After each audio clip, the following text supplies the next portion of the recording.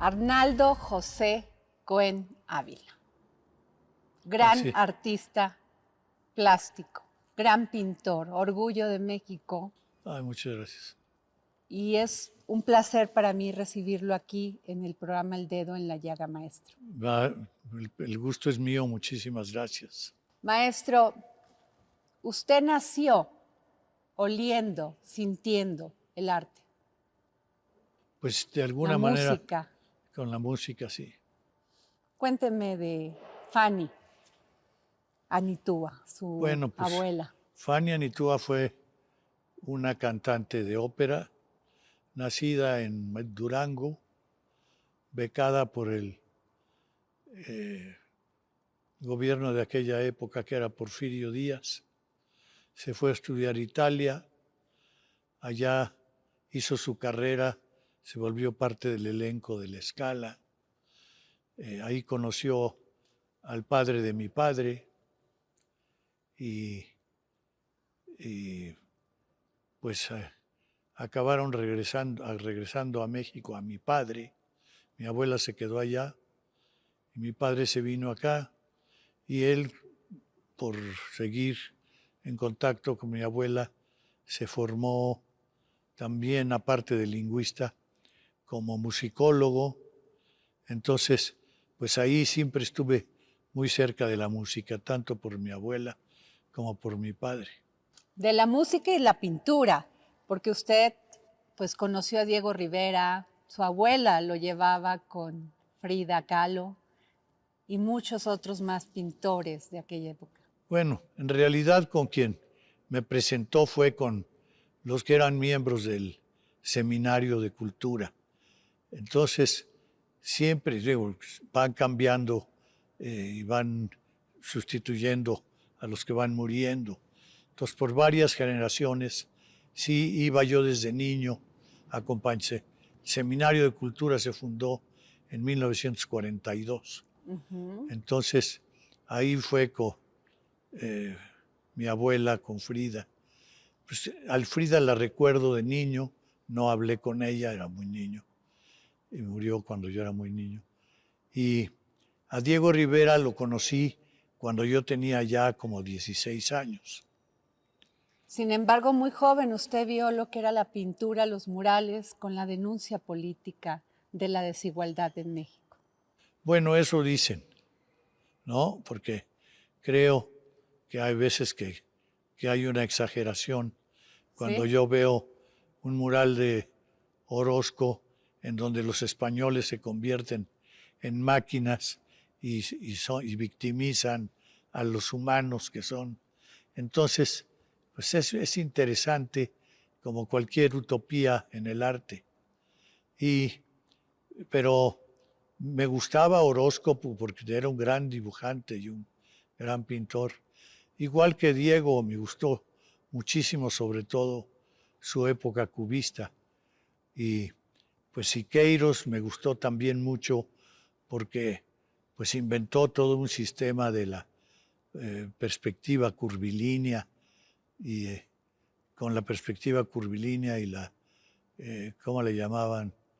La poliangularidad, que fue cómo estructuraba el espacio, el entorno.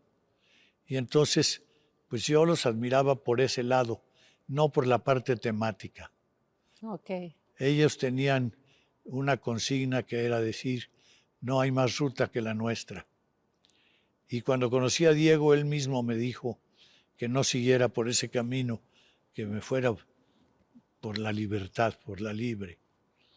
Y entonces, pues me fui más por otras escuelas, que no fuera la de hacer un arte para el pueblo. Okay. Yo pienso más que el pueblo debe ser un pueblo para el arte.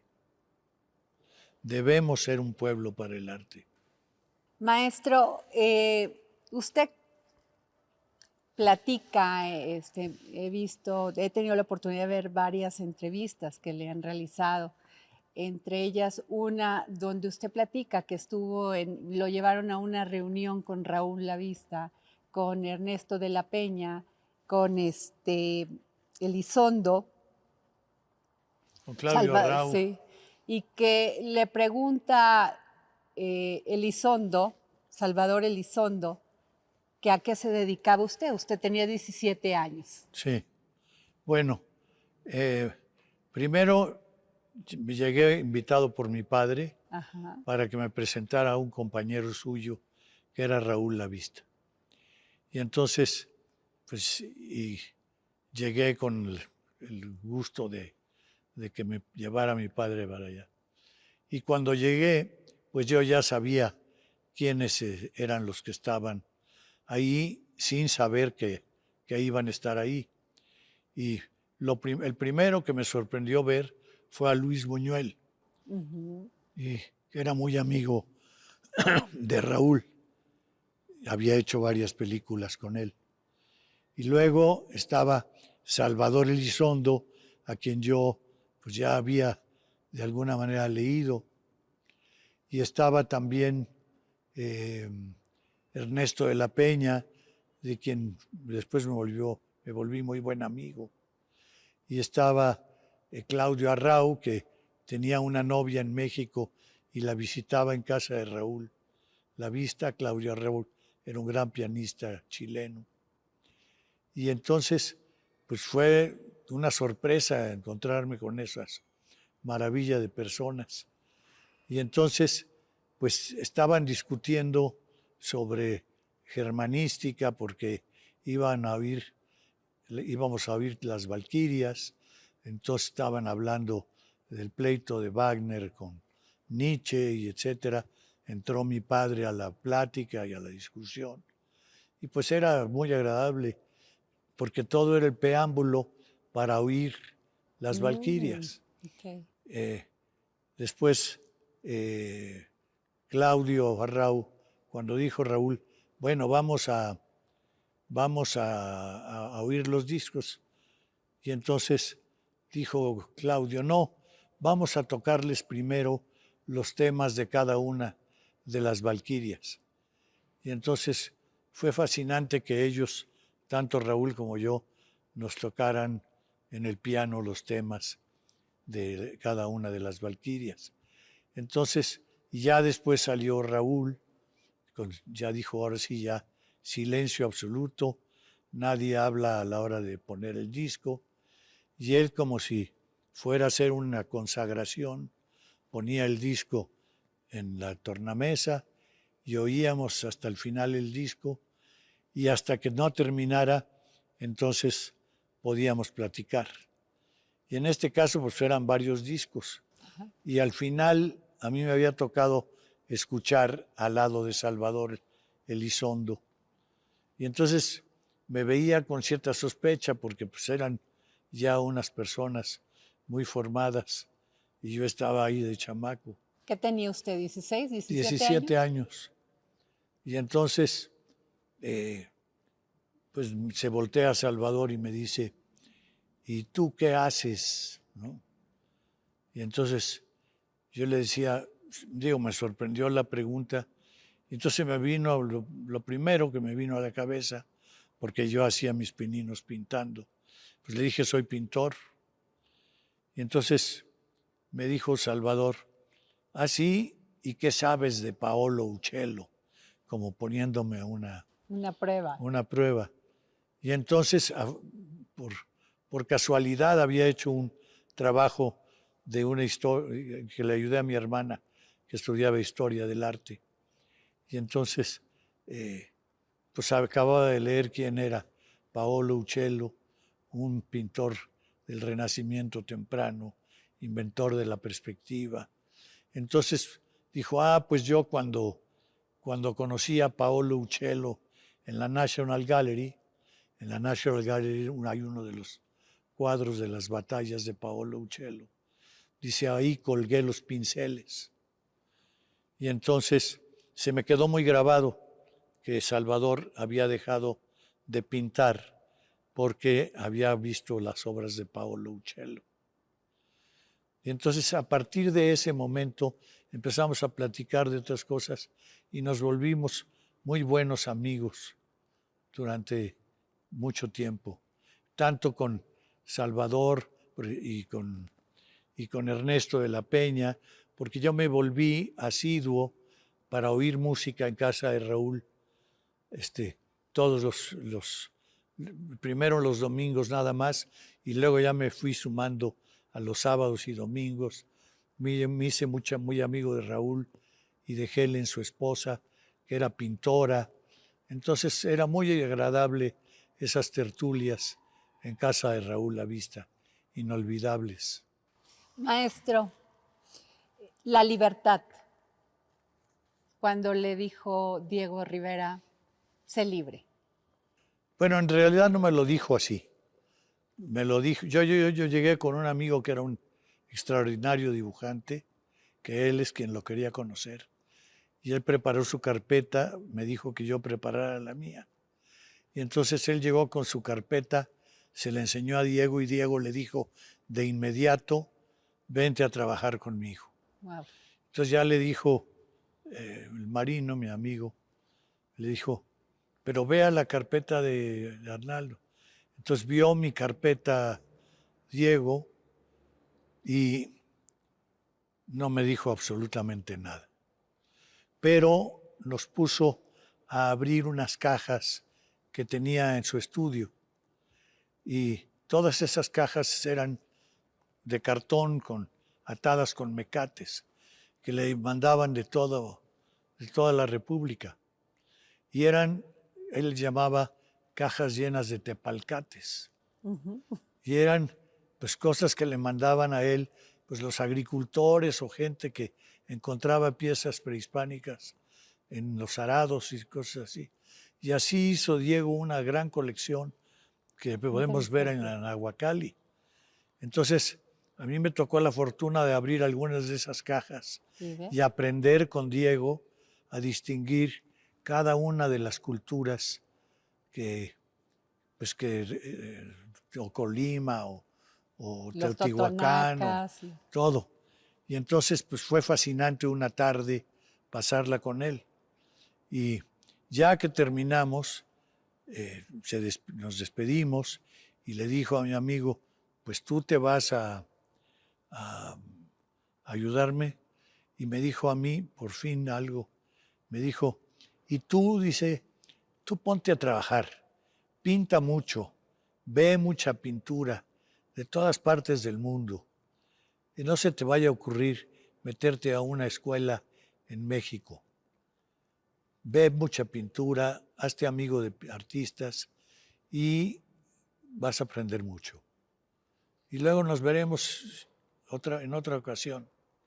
En realidad fue la última vez porque él murió al año siguiente y ya no lo volví a ver.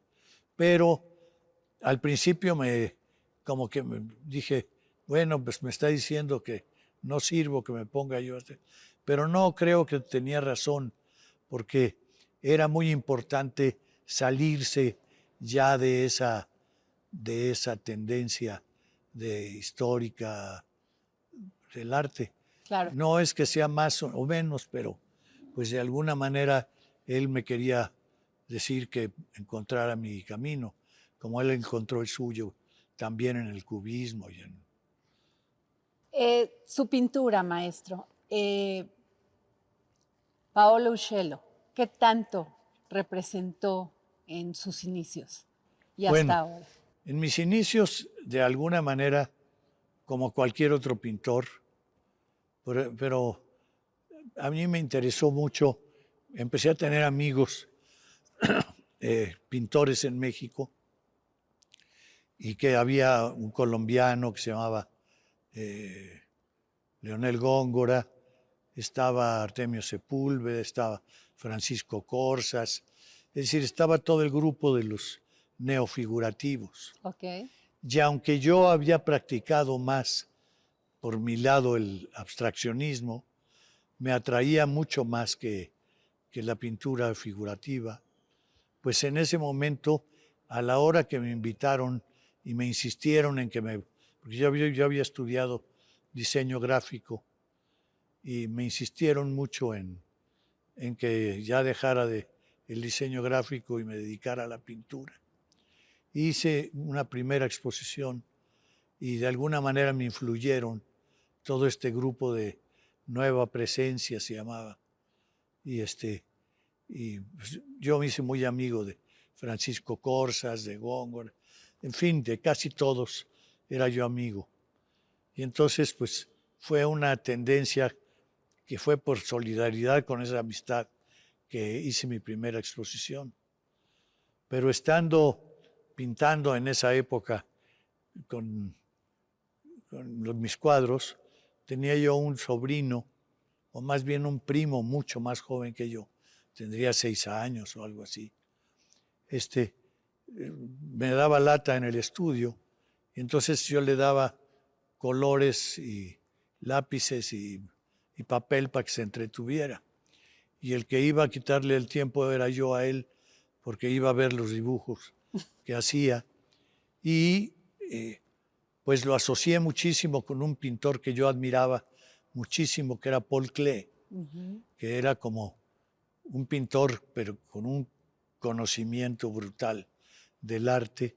Yo creo que es uno de los más grandes pintores que han existido, que era Paul Klee. Y entonces yo veía que pintaba como un niño, pero estructuraba como un maestro todas sus obras. Entonces, de ahí cambié del expresionismo figurativo, que ya había yo cambiado antes del expresionismo abstracto, y me fui más por ese lado hacia la pintura de Paul Klee. Fue una de las personas que más influencia tuvo para mí en esa época. La pintura de Arnaldo Cue tiene un tema del espacio, de la geometría. Pareciera una pintura muy dura, pero al mismo tiempo es muy sensible. Bueno. No es la figura como la figura, sino ya. que cuando uno ve su obra, también hay unas líneas muy suaves. Bueno, en realidad ya pasa mucho tiempo. Yo me voy después de todo eso becado a París. Ahí conozco pues, los cuadros en serio, y ahí de alguna manera me propongo que quiero ser todos los pintores que yo estaba viendo, y a mí me daba igual ver a un pintor del Renacimiento o a uno de las cuevas de Altamira o a un impresionista o a un barroco, o los futuristas que ya estaban, y el cubismo, en fin. Para mí todo era nuevo, todo era fascinante, y me hubiera gustado ser cada uno de los pintores que yo veía. Entonces dije, voy a inventar algo para ver cómo le puedo hacer y jugar con diferentes maneras de expresarme, y que fueran todas, pero que tuvieran una identidad. Entonces tomé como punto de partida la figura femenina, es decir, la silueta femenina, los torsos y las pelvis. Y entonces decía, con eso le voy a dar identidad al cuadro, y posteriormente yo puedo ser libre de pintar dentro de ese espacio al estilo de quien me dé la gana. Y entonces pues fue una experiencia fantástica, porque podía yo expresarme con plena libertad, pensando que lo que le estaba dando identidad era el torso. Entonces en París empecé a hacer toda esta serie, porque antes había yo pintado más dentro de este mundo del expresionismo fantástico, más bien en el mundo de Klee, de Kandinsky, de todo ese grupo. Entonces, pero con respecto a su pregunta, pues también entra la geometría, y ahí desde antes de Uccello me interesa mucho la combinación de la geometría con lo orgánico. creo que son dos factores muy importantes. Tuvo tal influencia ese concepto porque estando en París me tocó ver una exposición de los pintores del op art, el arte óptico. Ajá. Y ahí me pareció fascinante el uso del color, la apertura hacia el color y la geometría, pero cuando estaba yo analizando, dije, ¿cómo se puede hacer? Porque todos los pintores del op art son como de una geometría muy elemental, aunque muy complicada a veces también, pero era una geometría muy de rectilíneas.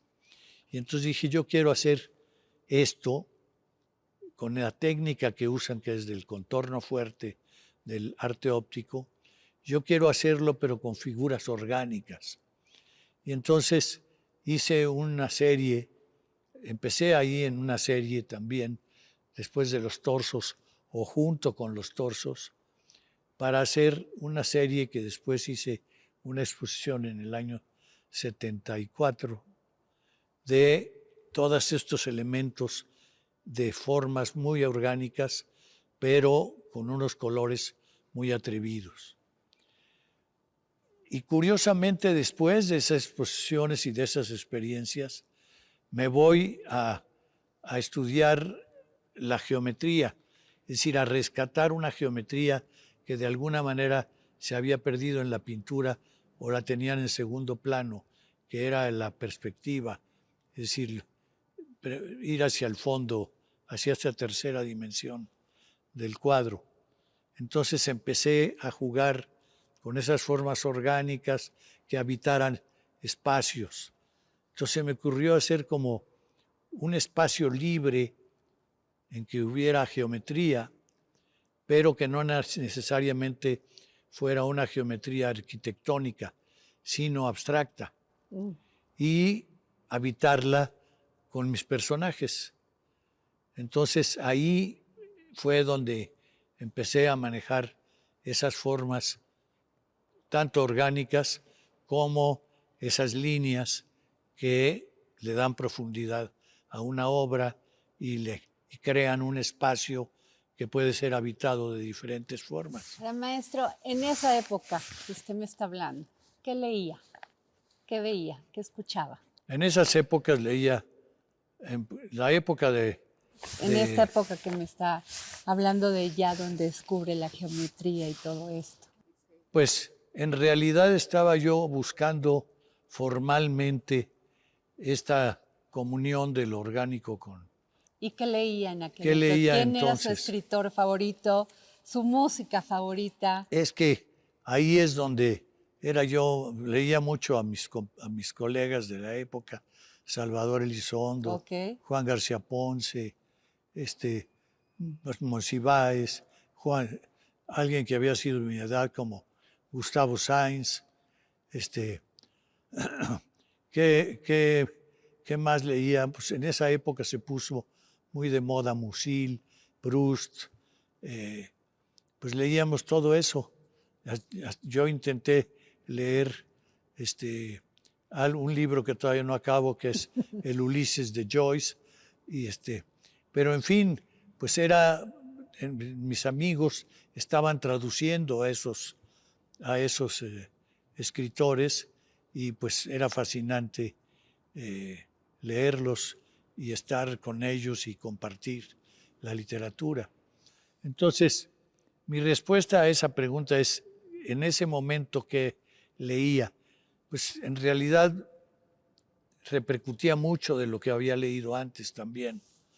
Es decir, en esa época, cuando hice los cuadros de las monjas y los de la ópera, pues leía mucho a Santa Teresa de Ávila, por San Juan de la Cruz, por Sor Juana, pues me iba yo por ese lado.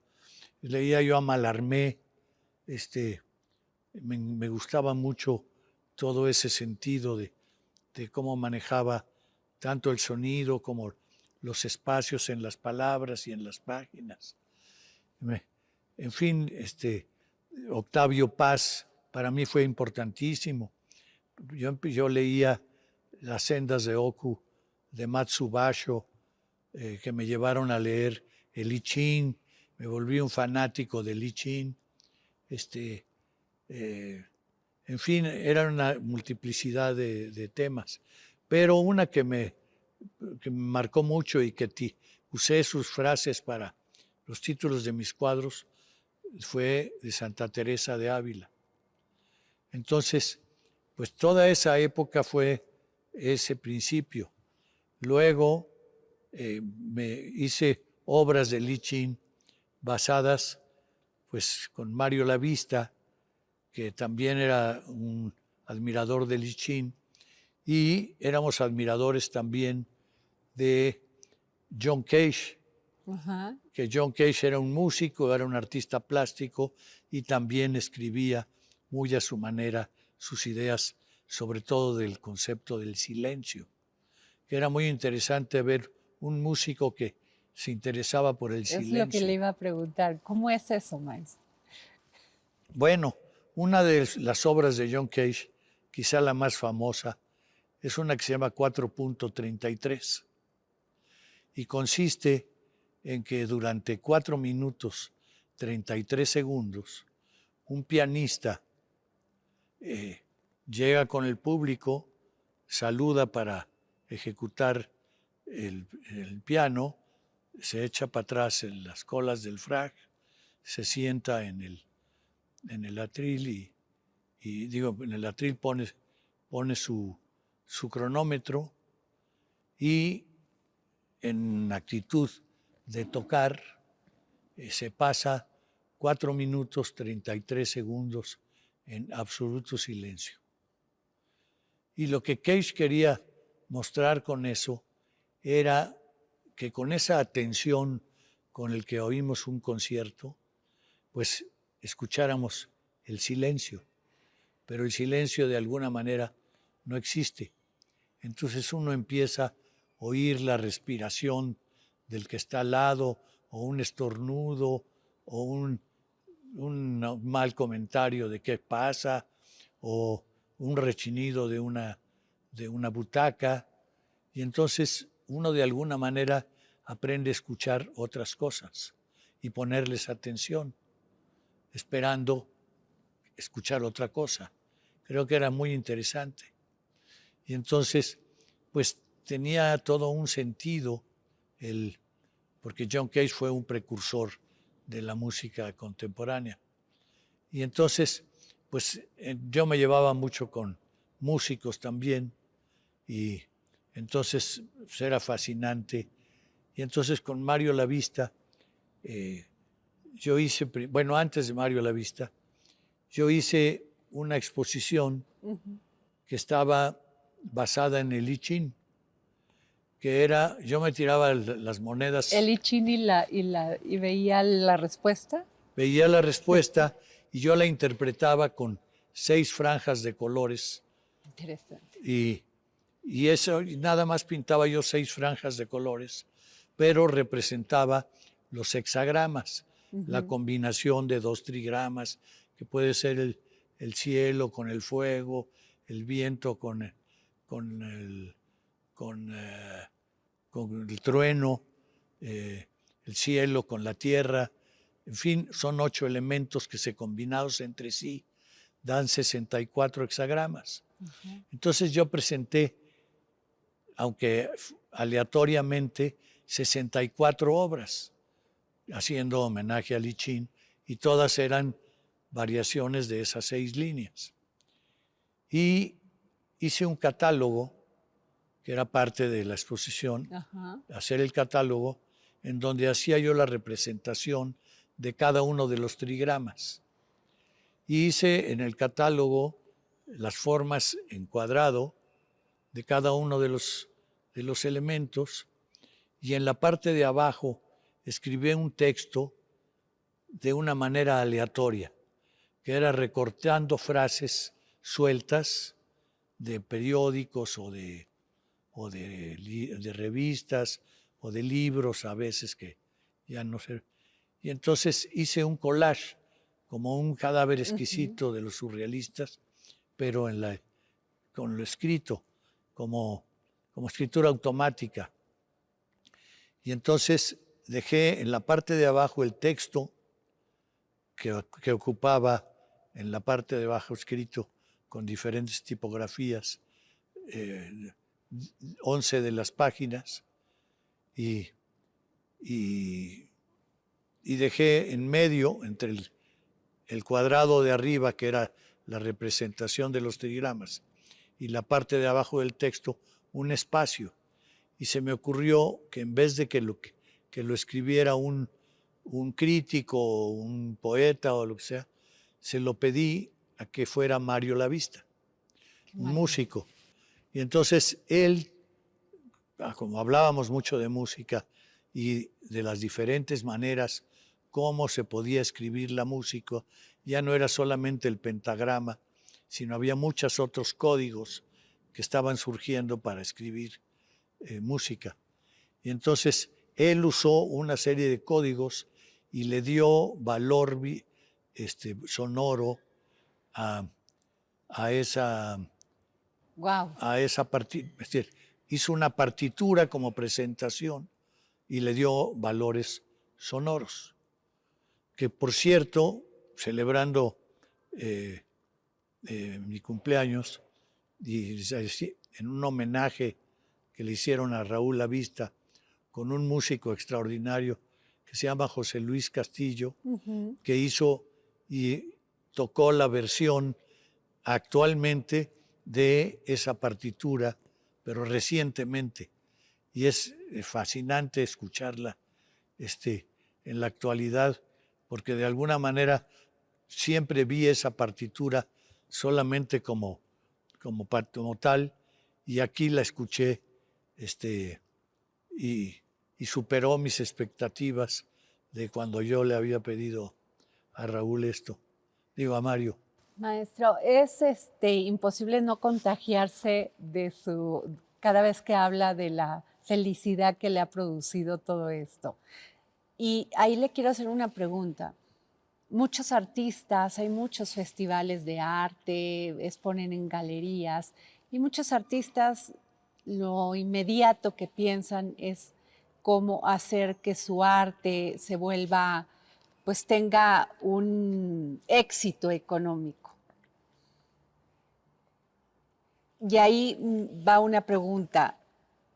¿Eso es lo que mueve a un artista? ¿Todo el arte tiene que irse en función de eso y hacer una colección? ¿O cómo ve usted el coleccionismo?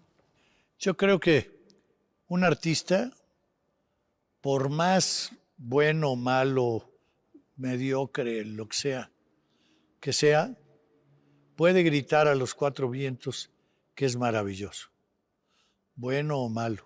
Es su derecho. Pero no lo decide él. Quien va a decidir es el espectador. Ninguno vamos a decidir si somos geniales o vamos a tener un mercado. No, no lo sabemos. Los coleccionistas o el coleccionismo va a decidir qué artista existe o no. Uno no lo puede elegir. Quizás se puede acercar a ese mundo donde no solo es el artista el que hace que eso que usted me está preguntando se realice, pues tiene que ver con acercarse tal vez con el artista, con el coleccionista, con el museo, con la galería que lo representa. Es decir, hay muchísimos factores alrededor de eso que son aleatorios. O, en mi caso, yo lo considero así.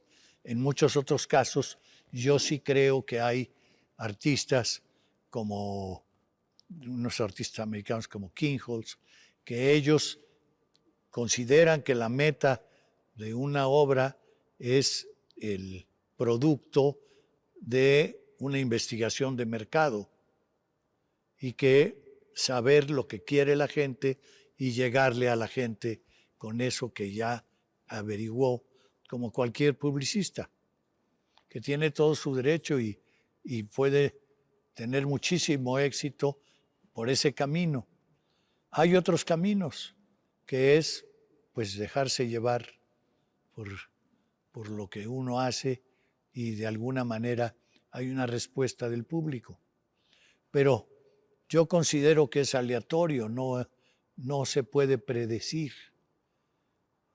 Es más, me sorprende muchas veces que en las convocatorias que se hacen para dar becas, piden 3 años de anticipación lo que van a producir los artistas. Entonces yo no me imagino a un artista que si no tiene la libertad, si no le dan la libertad de hacer lo que quiera y que tenga que predecir lo que va a hacer, pues es muy conflictivo, porque yo puedo predecir hacer una cosa y me imagino, para hacerlo más tangible, me imagino que alguien llegara con Van Gogh y le dijeran, que pidiera una beca a Van Gogh y le dijeran, bueno, hágame un proyecto de vida de 3 años. Entonces él va a decir, bueno, pues en esos 3 años voy a conocer un doctor, me va a internar en un hospital, voy a empezar a pintar con ese entusiasmo del doctor de que pinte. Luego me voy a pelear con Gauguin y me voy a cortar una oreja y luego pues van a aparecer la prensa. Es decir, no se puede predecir. Ok, ¿no? en el arte. Yo creo que el proceso, el mismo proceso es donde nace la creatividad. Maestro, se empezaron a surgir muchas escuelas aquí, la oaxaqueña, la jalisciense, y eso generó que estos artistas, bueno, algunos empezaron a tener mucho éxito y muchos otros, no lo digo yo, sino la crítica, que no sé qué tan importante a veces es la crítica en el arte, pero que copiaban a estos artistas con tal de generarse ese éxito económico. Y entonces, pues, llegó un momento en que todo lo que pintaban se parecía. No los distinguía uno del otro. ¿Usted qué piensa? Lo que usted dice. Lo dice la crítica. Sí, es que efectivamente, si yo conozco el resultado de lo que voy a hacer, entonces yo me pregunto, entonces, ¿para qué lo hago? Uh-huh. Y si no, pues lo que yo quiero pintar es lo que yo siento, lo que yo pienso, lo que me influye del exterior, lo que me nace del interior, la mística que pueda yo manejar en función de eso.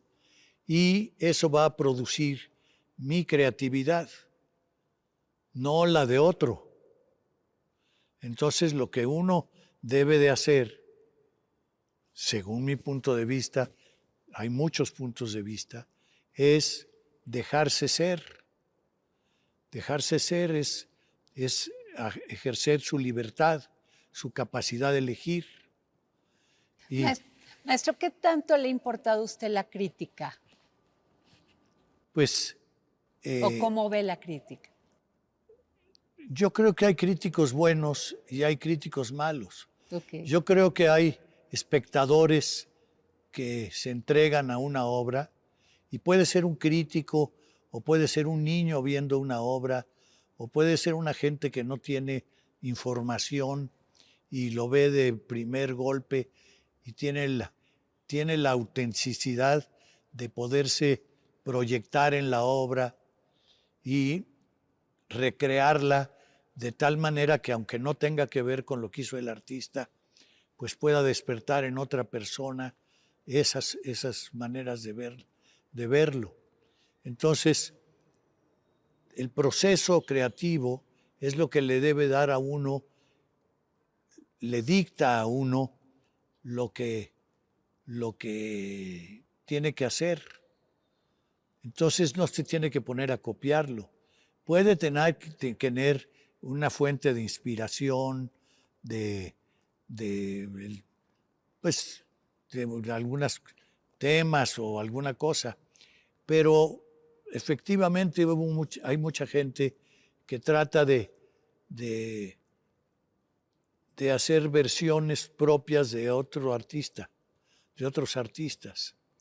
Y es muy difícil porque pues no son uno y no son esa expresión. Yo no pienso que el hecho de nacer en un solo lugar, entonces tengan que parecer. O sea, Obviamente, origen no es destino.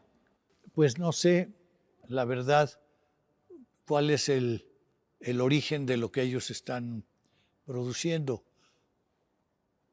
A lo mejor el origen es, como usted lo dijo, es ver el éxito de unos y seguir ese camino. Pero yo no sé realmente si es válido o no, porque quien lo va a decidir es el espectador, Claro. el coleccionista, el museo, el curador que está de moda ahora, las galerías. Así es. Maestro, el amor en sus obras. El amor es lo primordial. Yo creo que si uno no ama lo que hace, pues le cuesta mucho trabajo. Y alguna vez me preguntaron qué era el arte. Y yo decía es que definirlo es ponerle un límite. Pero al mismo tiempo se me ocurrió una frase que dice, el arte, como el amor y la sabiduría, es aquello inefable que se sobrepone a los límites de la razón. Pero el punto principal que yo lo asocio con el arte es con el amor y con la sabiduría, pero no esa sabiduría de aprenderse las cosas al pie de la letra, sino llegar a la esencia de las cosas. Y entonces esa sabiduría es algo que a uno le es dictado y es un intermediario de eso que le es dictado. Y yo creo que las grandes obras maestras son las que saben responder a ese dictado y tienen la humildad de dejarse llevar por eso. Maestro Cohen, Arnaldo Cohen, ¿el odio lo ha sentido en alguna de sus obras? ¿El odio ha pintado con resentimiento? ¿Ha sentido que en alguna de sus obras ha expresado a lo mejor un momento que no quería expresar? Sí, sí lo he hecho. Cuando de repente tengo un coraje y agarro y no me sale y acabo destruyendo esa obra porque no me respondió. Y hay veces que la retomo y la vuelvo a armar de arrepentimiento. Pero en realidad son estados de ánimo que surgen en momentos, ¿no? Pero concebir una obra con odio no me lleva a ningún lado, sobre todo si estoy expresando algo a través de la forma tal vez si se me ocurriera contar alguna historia, pero en realidad no me gusta contar historias ni poner argumentos en mis obras. Incluso veo, por ejemplo, muchas de sus obras, los colores fuertes desaparecen en algunas. Son colores suaves, tenues. ¿Por qué, maestro Cohen? Hay veces que uso el color, como le hablaba yo de la época de Hard Age, de contorno fuerte, de las obras que hacía yo con el colorido del op art y de colores vivos y digamos los colores primarios, secundarios, muy pocos terciarios y entonces pues son colores muy fuertes. Y eso era precisamente porque me gustaba mucho confrontar las formas que relacionadas con otros colores reaccionaban de diferente manera. Y los colores tenues surgieron, no sé en qué momento, porque los usé también al principio. En realidad no tengo un preconcebido qué voy a hacer, pero sí recuerdo muchos de la exposición que hice en el Museo de Arte Moderno en el año 86, que usé una serie de salpicados creando una atmósfera que era generada más bien por blancos y negros, y el color aparecía entre estas tinieblas. Fue en esa época. Para mí era como manejar la atmósfera, ¿no? Como si, decía Monet, tenía cuando le preguntaban qué es lo que pintaba, y entonces él decía, yo pinto lo que está entre el objeto y la mirada. Y es fantástico, porque es el color, es la atmósfera, es fascinante. Maestro, ¿cómo ve usted el arte en México? ¿Se está haciendo buen trabajo para generar artistas plásticos, pintores? Yo creo que en todas las épocas hay buenos artistas y otros malos. Y no se trata de tendencias ni de nada. Yo no tengo nada en contra de ninguna de las expresiones, ni los artistas llamados conceptuales o los neodadaístas. Es decir, hay muchísimos términos de neos ahora, infinitos. Pues hay buenos artistas y hay malos. Ahora, ¿qué hubiera pasado si Arnaldo Cohen hubiese tenido una computadora o un celular? Bueno, habría yo ya realizado proyectos que pensé entonces, pero que de alguna manera tengo proyectados para un futuro. Entonces voy a ver a ese Arnaldo que hubiera podido tener una computadora de niño. Entonces lo que voy a hacer es convertir a niño a Arnaldo y usar una computadora, porque quiero manejar muchas obras y volver a muchas cosas de color y con relación con lo sonoro. Entonces no dejo de tener esperanzas de encontrar ese niño que me está preguntando. Y entonces ahí tendré la respuesta. O sea, próximamente. Esperemos que sí.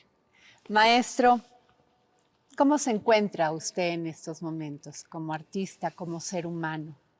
Pues me siento muy satisfecho, sobre todo porque pues he logrado de alguna manera una estabilidad que antes no tenía, y eso se lo debo a mi galería.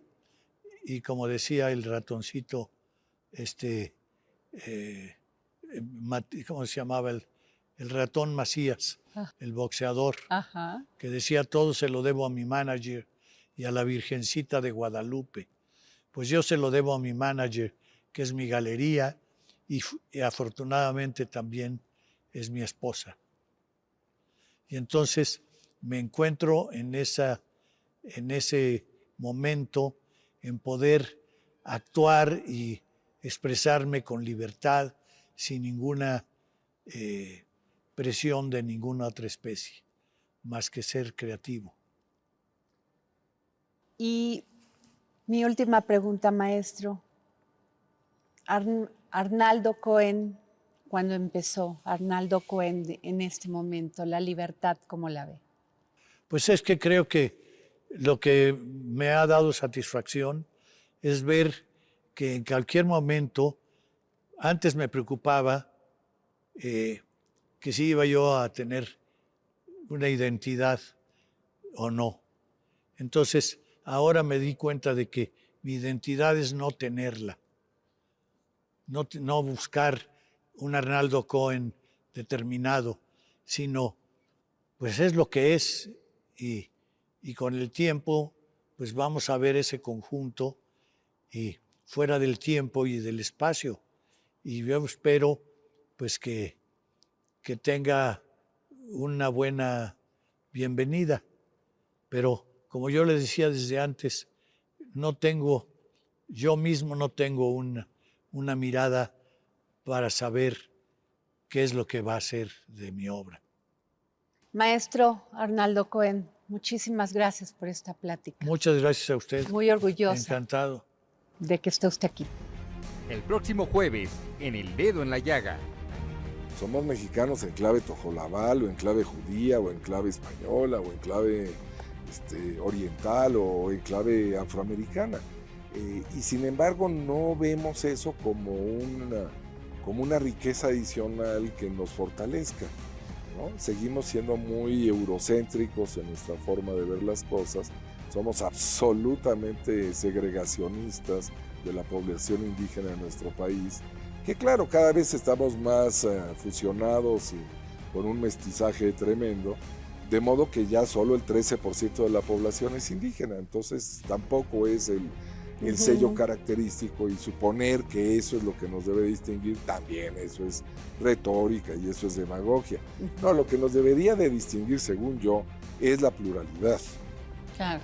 Y es esa transversalidad que hoy en muchos sentidos no estamos viviendo, porque lo que tenemos son, desde todos los puntos cardinales del país y desde todas las atalayas de la ideología, unas lecturas del pensamiento único y del no reconocimiento del otro como un adversario, sino como un enemigo. Entonces estamos sistemáticamente en todos los terrenos de la vida nacional polarizándonos, lo cual es verdaderamente patético y será muy grave y será muy complejo superar en el mediano plazo.